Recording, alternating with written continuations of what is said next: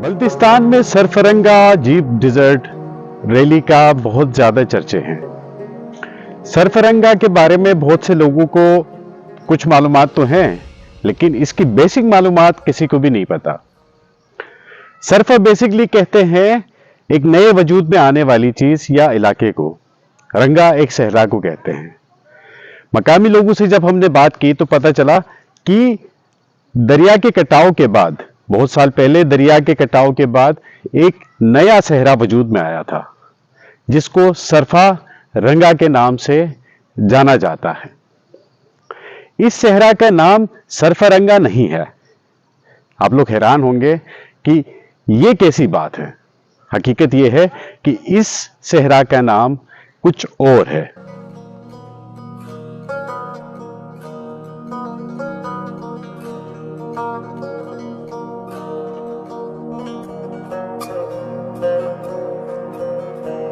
इस सहरा का नाम है छेथंग।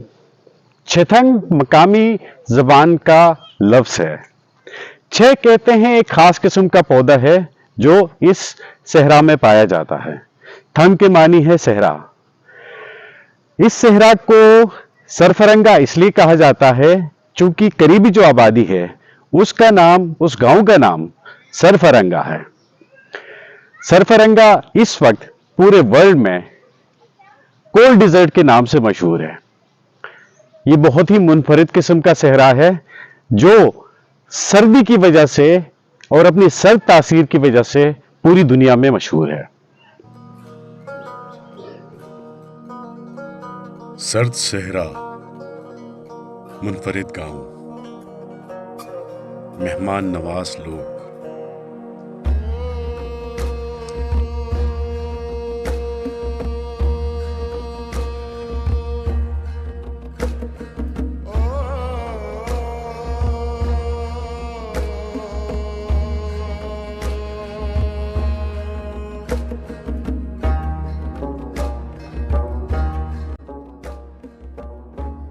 बल्तिस्तान के सदर मकाम स्कर्दू से 20 किलोमीटर के फासले पर दुनिया के उस बुलंद तरीन सर्द सहरा में कोल्ड डिजर्ट रैली का इनेकाद किया गया,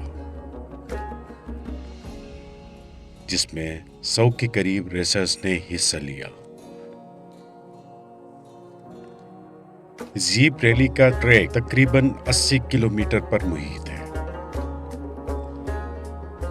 सहरा में ड्राइविंग खासा मुश्किल काम है, लेकिन इस मुकाबले में शिरकत करने वाले कार रेसर्स का कहना था कि बुलंदी की वजह से गाड़ियों की ताकत 30 से 40% कम हो जाती है और रेत में गाड़ी धंसने का खतरा भी ज्यादा होता है। इस इवेंट को देखने के लिए मुल्की और गैर मुल्की सयाहों की बड़ी तादाद ने भी शिरकत की। महकमा सयाहत ये दावा कर रहा है कि सरफरंगा कार रैली की वजह से इस साल फेस्टिवल के दौरान निजी सेक्टर का 23 करोड़ से जायद का बिजनेस रिकॉर्ड किया गया है। पहली बार सरफरंगा कोल्ड डिजर्ट रैली में कम्युनिटी को ओनरशिप भी दे दी गई और सिक्योरिटी के फराइज सरंजाम देने के लिए सरफरंगा बॉयज स्क्वाड का कयाम अमल में लाया गया। मकामी अफराद कहते हैं कि सिर्फ सिक्योरिटी के फराइज देना ही काफ़ी नहीं, बल्कि इस इवेंट से हासिल होने वाली रकम का कुछ हिस्सा इस गांव के कुदरती माहौल को बरकरार रखने के लिए भी लगाया जाए।